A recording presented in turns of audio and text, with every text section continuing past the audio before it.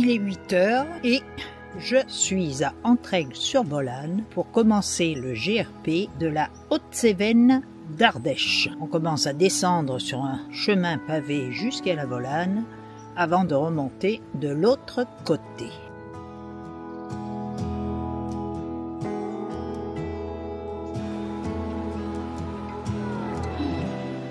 C'est un GRP d'environ 70 km et 3000 D+, qui va me faire le tour de la Haute-Cévennes d'Ardèche, en passant par de jolis petits villages ardéchois et au milieu des châtaigniers omniprésents en Ardèche.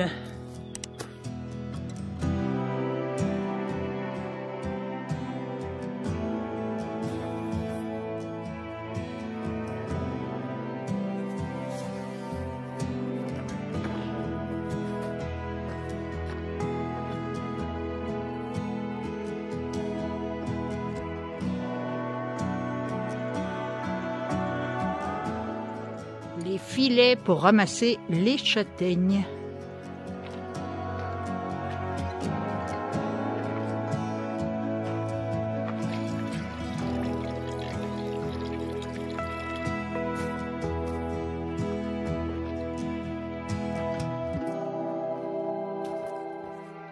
Alors sur ce GRP, c'est comme autour du Tanargue, il y a un marquage jaune et blanc aussi, en même temps que le marquage GRP traditionnel.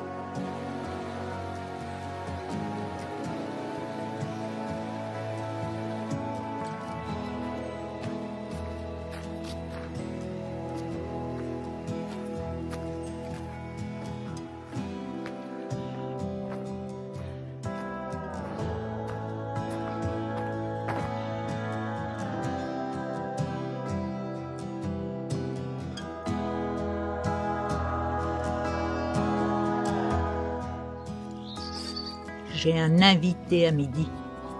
Direction Saint-Joseph-des-Bancs.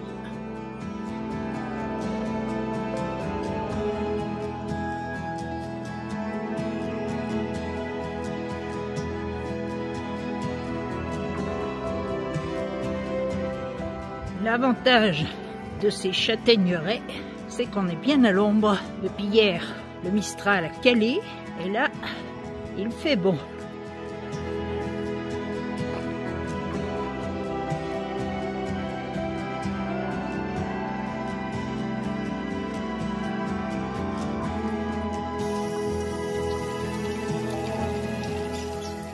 Je viens de passer petit hameau du Mazel où il y a une petite fontaine.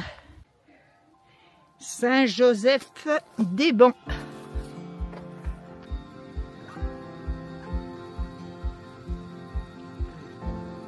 Après Saint-Joseph, il y a un petit obstacle. Il y a des barrières à vaches impossibles à franchir.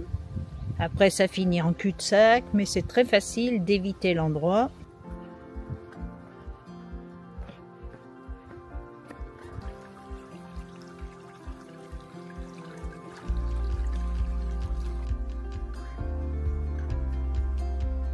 Sangliers ont bien travaillé.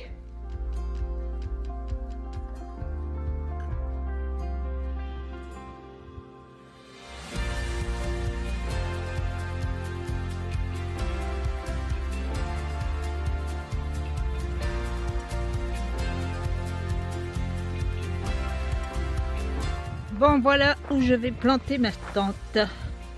Car en Ardèche, la sardine n'est pas facile à introduire dans le sol. Et là, j'ai un peu d'herbe, ça devrait être pas mal.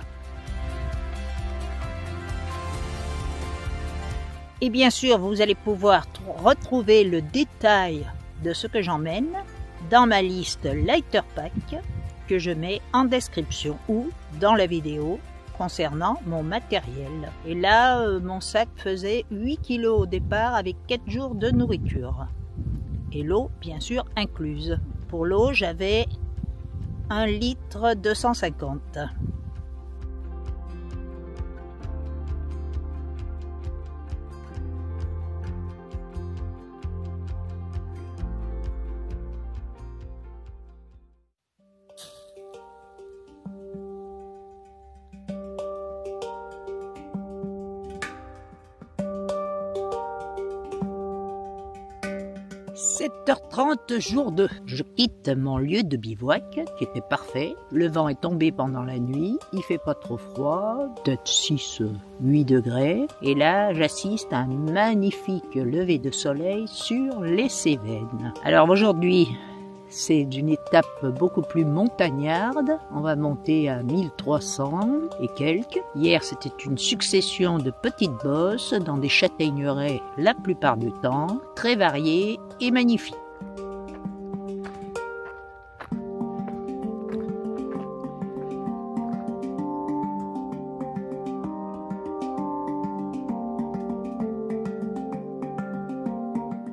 Toujours les ravages des sangliers.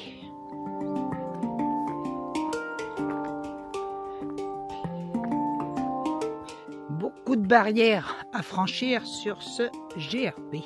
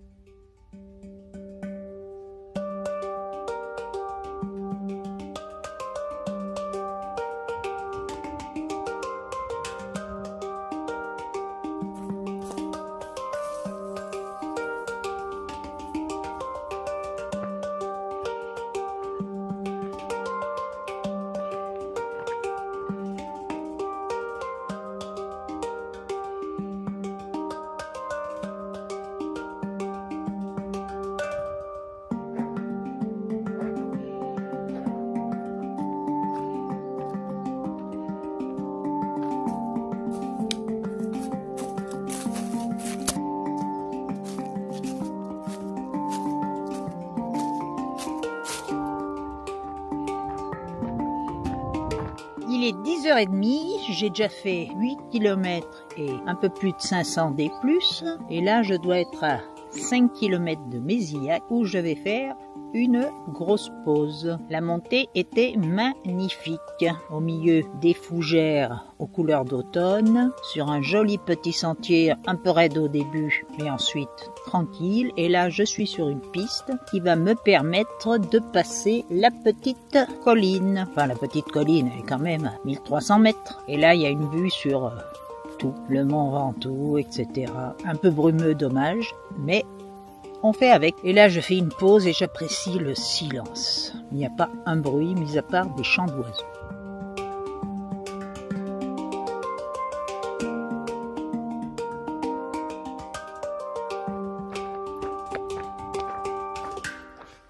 On voit que nous sommes plus en altitude. Les forêts commencent à prendre leur couleur d'automne. Le suc de Pradoux avec ses coulées basaltiques verticales.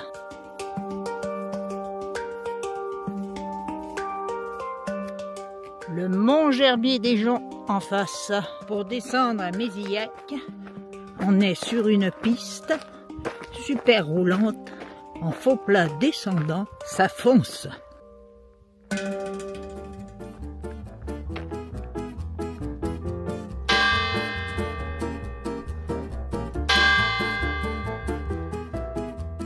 Pause de midi à Mériac. Il y a de l'eau, une table, des bancs, des poubelles. Impeccable.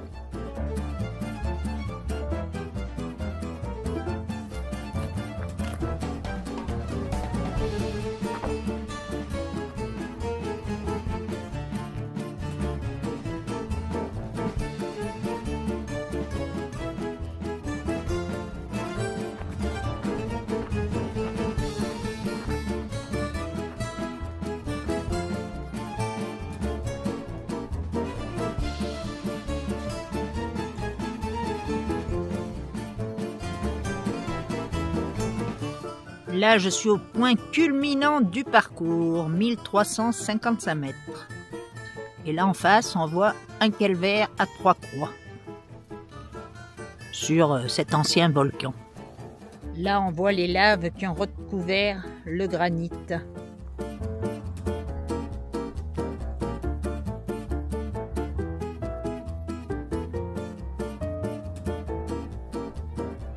Changement de trajectoire.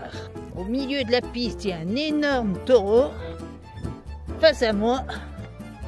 Je suis courageuse mais pas téméraire. Donc demi-tour, puisqu'il y a une autre façon d'aller à la chaux. Raphaël.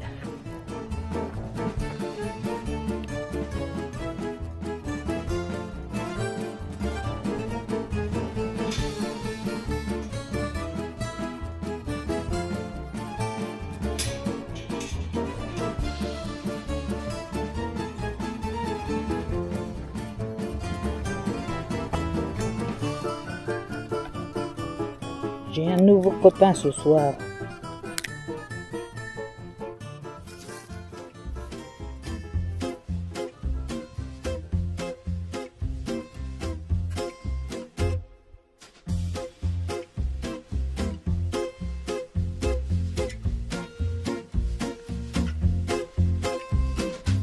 Bilan de cette deuxième journée. Magnifique. Alors là, j'ai rencontré un randonneur.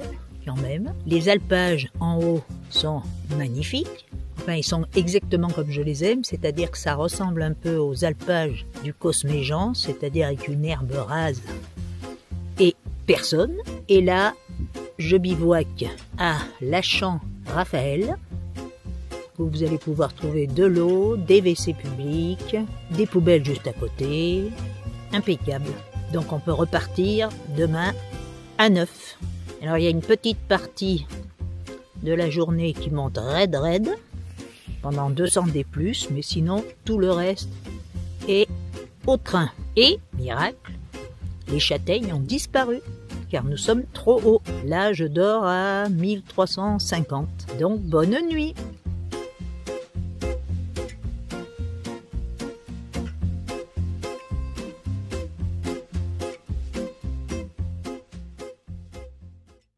Jour 3, eh bien ce n'est pas du tout le même temps qu'hier. Le Mistral s'est levé pendant la nuit et ça ventile, 50 km/h.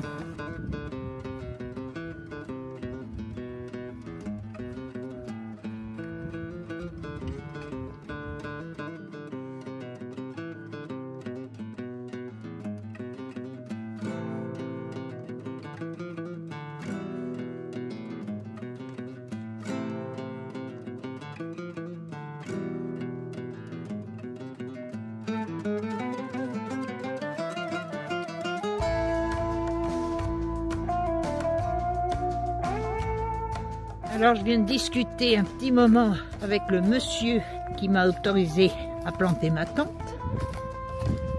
Et là qui était à l'affût pour la chasse. Alors en sortant de Lachamp, il y a un moment qui est dans les alpages, au milieu des vaches et des chevaux. Et ensuite, il y a 3 km de route goudronnée pour récupérer un petit sentier sur lequel je suis en ce moment.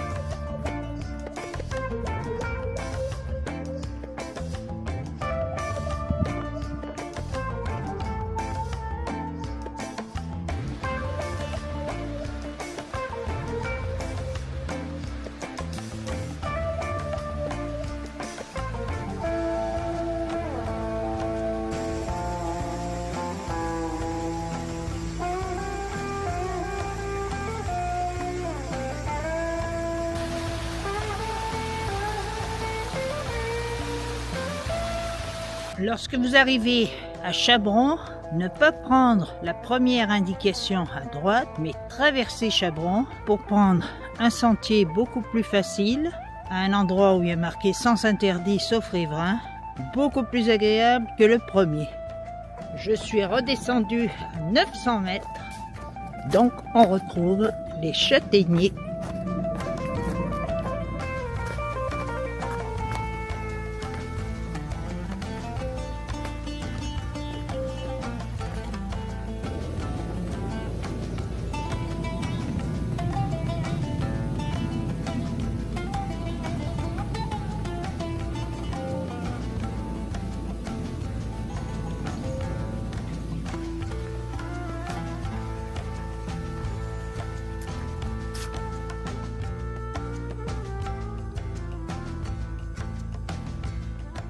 Depuis Chabron, joli petit sentier ombragé à niveau ou presque, profil descendant quand même, loin de la route. Bon, c'est une route où il ne passe pas grand monde quand même.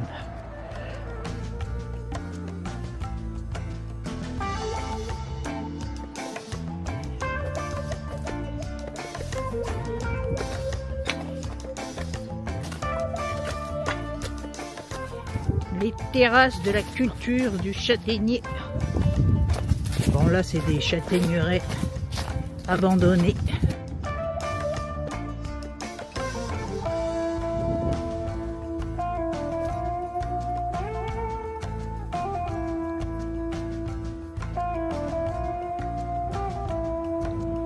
Voilà Burzet.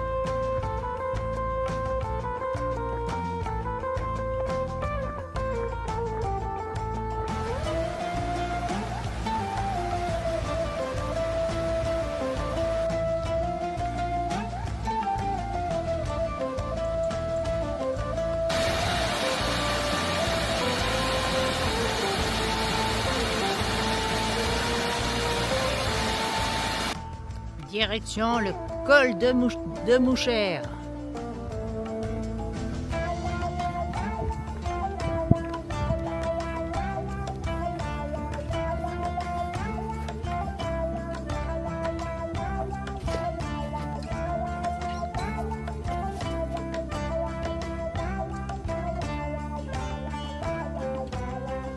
Après Burzet, on remonte la vallée de la Bézorgue en faux plat montant jusqu'au col de Chamoussière. Et c'est bien à l'ombre et c'est bien agréable car c'est plein sud. À Burzet, il y a une boulangerie, un restaurant, un Vival, une fontaine juste en face de la boulangerie. Mais évidemment, tout est fermé au mois d'octobre, sauf la boulangerie, mais je suis arrivée à 12h36 et ça fermait à 12h30. Le Vival, lui aussi, était ouvert.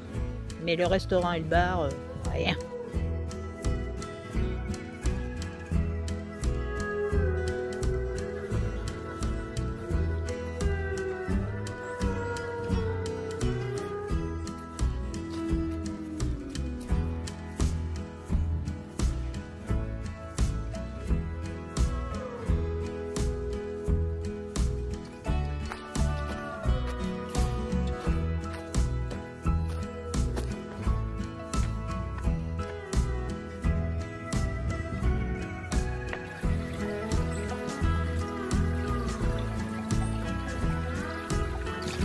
Encore un petit ruisseau.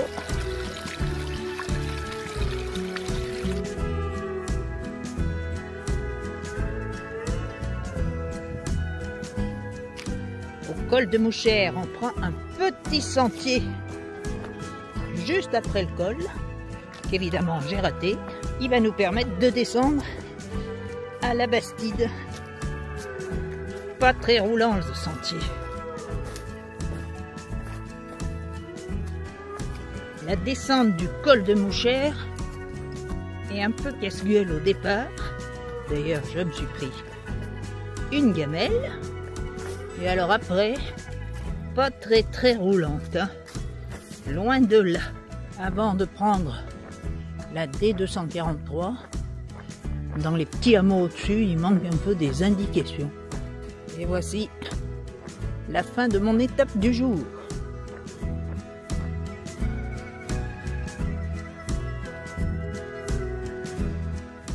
Bon, vu que je suis une petite joueuse, ce soir je dors dans un gîte. Car le Mistral ne s'arrête pas cette nuit, il retombe un peu demain matin. Et en plus, il n'y a aucun endroit pour bivouaquer dans ces forêts de châtaigniers.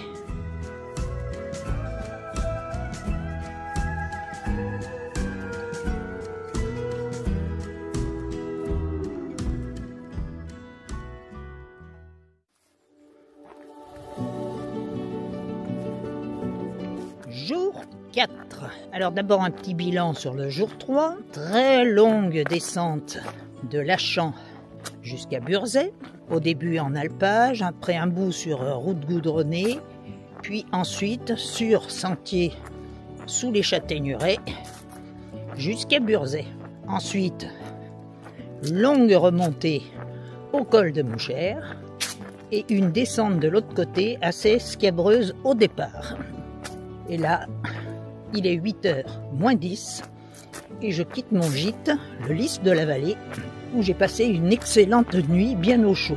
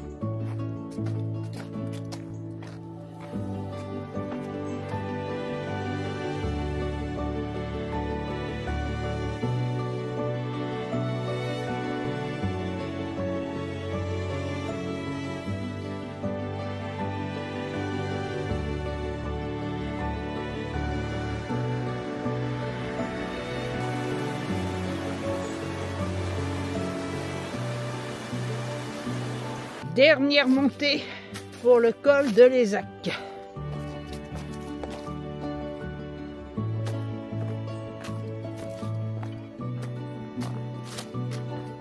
Retour à Entraigues-sur-Volane, le pays de Jean Ferrat.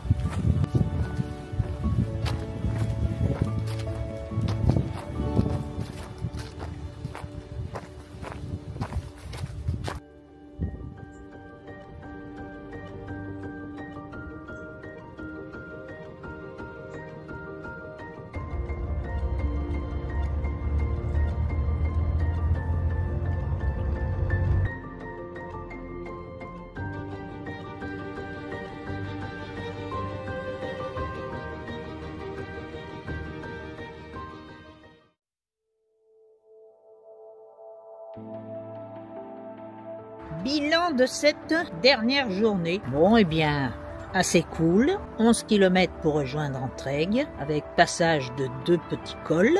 Une petite erreur de parcours, car on est sur une grande piste, bien roulante, et puis d'un seul coup, ça tourne à gauche sans trop d'indications. Alors, bilan global de ce GRP. Les 2 premiers jours m'ont bien plu, le 3e un peu moins, car j'ai trouvé un peu monotone cette longue descente de Lachamps sous les châtaigniers et cette longue remontée de l'autre côté au col de Mouchères, toujours sous les châtaigniers. Sinon, les 2 premiers jours étaient magnifiques. Petit problème de ce GRP, c'est que le bivouac n'est possible que en hauteur, dans les alpages. En dessous, on est dans des forêts de châtaigniers, pleines de cailloux, en pente, labourées par les sangliers, enfin tout pour plaire. C'est pour ça que le 3e jour, j'ai pris un gîte, car je n'ai trouvé aucun endroit pour bivouaquer. Sinon, il y a de l'eau un peu de partout. Dans chaque village traversé, il y a une fontaine. Bien évidemment, au mois d'octobre, tout est fermé. Donc, l'autonomie, surtout si on fait comme moi, on arrive à 36 quand le Vival ferme à 12h30. Donc, emmener sa nourriture. Alors sinon, que dire sur le Lys de la Vallée? Ce gîte est magnifique, c'est une vieille maison restaurée, la chambre est parfaite, j'ai dormi comme un loir, la salle de bain idem et le petit déjeuner plus que parfait. Et l'hôte est particulièrement agréable. Alors un petit truc sur la signalisation. Dans les 2 derniers jours, ça nécessiterait un peu de passage de peinture car les marques sont vraiment plus tellement visibles. Alors les panneaux de direction ils sont bien, mais les marques sur les sentiers c'est très facile de se tromper. Donc, que dire en général? J'ai bien aimé ce GRP pour un mois d'octobre, c'est parfait. J'ai préféré quand même l'année dernière à la même époque, j'avais fait le tour du Tanargue qui était beaucoup plus joli à mon goût car j'aime bien les hauts espaces et là vu qu'on reste assez bas, et ben on reste dans les forêts de châtaigniers. Sauf la fin du premier jour et la journée du 3e jour. Voilà, donc je vous mets en fiche ici le tour du Tanargue pour ceux que ça intéresse. Et comme d'habitude, je vous mets en description la trace GPX de ce GRP. Alors comme vous avez pu le voir dans la vidéo, c'est la saison du ramassage des châtaignes et Dieu sait qu'il y avait des châtaignes. Partout, partout, partout.